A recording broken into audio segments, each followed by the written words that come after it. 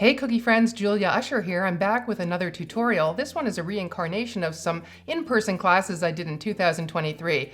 They were so popular that I decided to turn them into this online tutorial.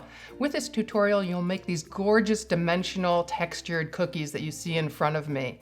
I'll start the video as I always do with what you'll need for the project, and then we'll launch into the 12 techniques required to make them. They start with many make-ahead embellishments like basic royal icing transfers that we also add some sheen to, royal icing shards, which are nothing more than very big royal icing transfers that are flat and can easily be decorated. We then advance to more complex looking but easy royal icing transfers, namely these embossed ones which use silicone mats. We will make them both flat and we'll also contour them by shaping them over tubes and rolling pins and other curvy forms.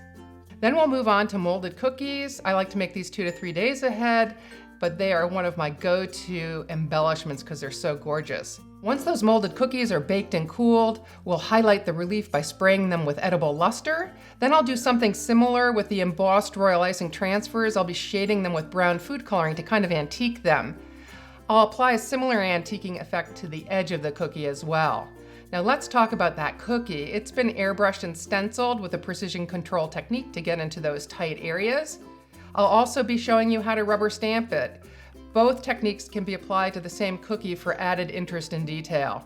I'm a more is more person, as you know, so I am going to finally accent the underlying cookie with some royal icing dots just to accentuate the corners of that lovely cookie cutter. Then we're on to making modeling chocolate ribbons and bows. I like to make this embellishment just before I begin the assembly process so they stay nice and flexible.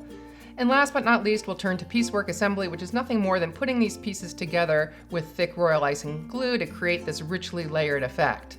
So if you missed any of the details behind those 12 technique tips, have no fear. Just consult my handout that comes with this tutorial. It's loaded with additional tips, inspiration images, recipes, and more.